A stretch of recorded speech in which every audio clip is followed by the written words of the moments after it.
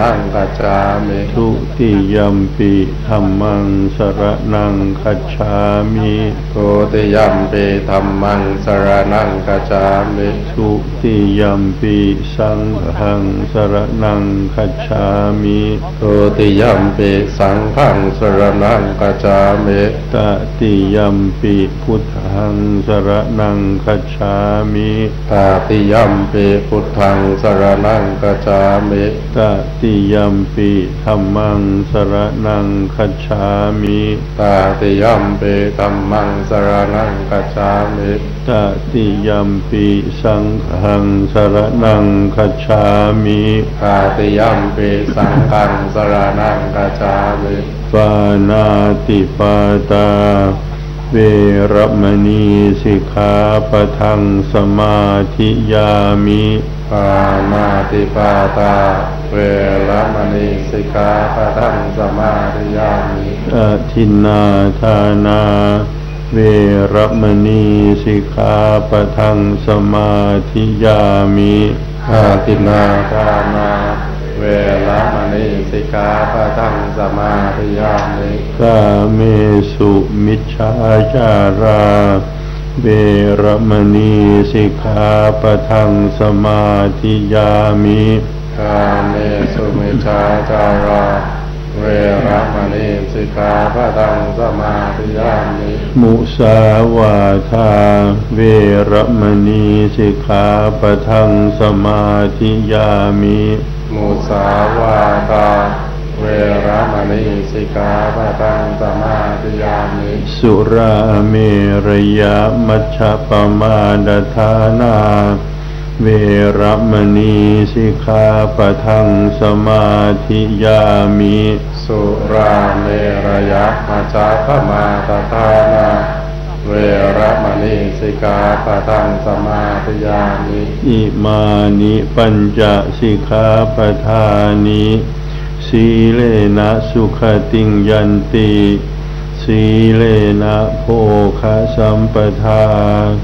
สีเลนะนิพพุติงยันติตัสมาสีลังวิโสทะเย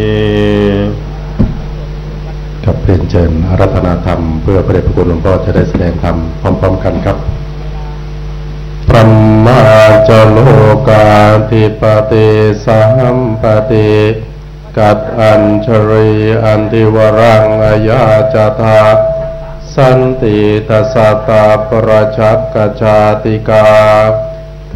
เสตุธรรมังอนุกรรมปิมังปัจจัง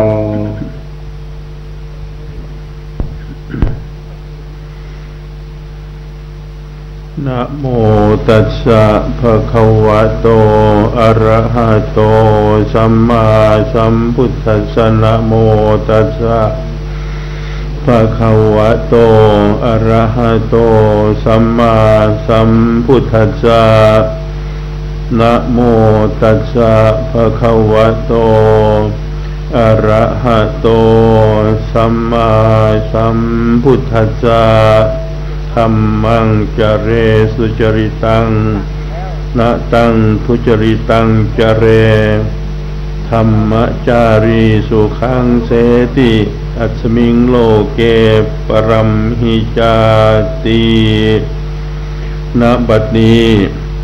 จักรับประทานแสดงพระธรรมเทศนาในโสธิธรรมกถา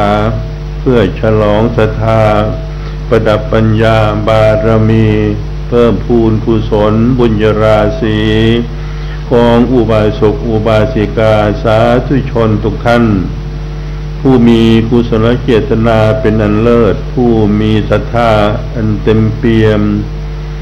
เป็นสมานฉันท์มาร่วมกันเจริญพระพุทธมนต์ส่งท้ายปีเก่าวิถีไทยต้อนรับปีใหม่วิถีพุทธณวัดยานนาวาพระรามหลวงแห่งนี้ท่านสาธุชนทั้งหลายเมื่อวานนี้ผ่านไปแล้วสัปดาห์ที่แล้วเดือนที่แล้วผ่านไปแล้วล้วนแต่เป็นอดีตทั้งสิ้นวันนี้สัปดาห์นี้เดือนนี้ปีนี้ถือว่าเป็นปัจจุบัน วันพรุ่งนี้สัปดาห์หน้าเดือนหน้าปีหน้าถือว่าเป็นอนาคตการเวลาก็เป็นเช่นนี้ตลอดมาในช่วงอายุของพวกเราทุกคนซึ่งเป็นสิ่งเตือนใจให้เราได้เรียนรู้ถึงเรื่องราวของการเวลาที่เป็นอดีตปัจจุบันและอนาคตสิ่งที่ปรากฏให้พวกเราได้เห็นก็คือในเรื่องของความทุกข์ความสุขความผิดหวังความสำเร็จและความเจริญรุ่งเรืองนั้นล้วนมาจากเหตุปัจจัยทั้งสิ้นเมื่อเหตุปัจจัยไม่ดีผลออกมาที่ผ่านไปหรือที่ปรากฏอยู่รวมทั้งที่จะเกิดขึ้นในอนาคตก็ย่อมจะเป็นสิ่งที่ไม่ดีไปด้วยเป็นความทุกข์ไปด้วยเป็นความผิดหวังไปด้วยเช่นเดียวกันตรงกันข้ามถ้าเหตุปัจจัยดีผลออกมาไม่ว่าจะผ่านไปแล้วก็ตามปัจจุบันก็ตามหรือในอนาคตก็ตาม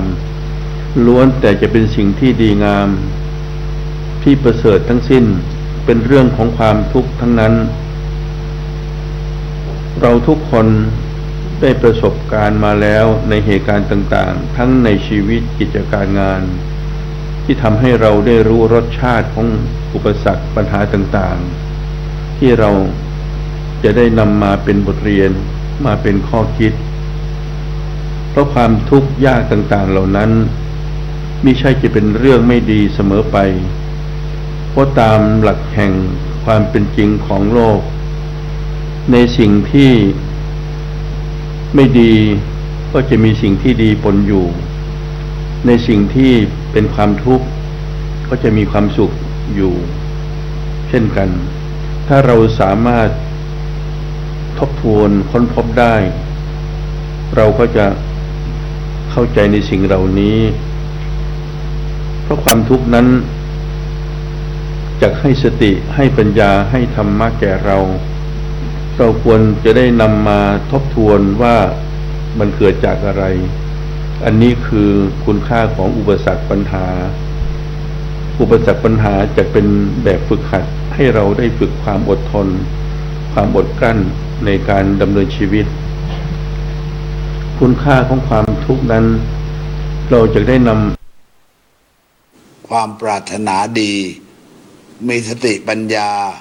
และเหตุผลมีความรู้จักความพอเหมาะพอเพียงมีความอดทนภาคเพียรรู้เหตุผลรู้วิธีการแก้ปัญหาซึ่งจะนำพาซึ่งความสุขที่เกิดขึ้นในตนและนำไปสู่ความสุขต่อครอบครัวต่อสังคมและประเทศชาติทำให้เราสามารถแก้ไขปัญหาและฝ่าฟันอุปสรรคต่างๆที่เกิดขึ้นให้ผ่านไปได้ด้วยดีทำให้ชาติบ้านเมือง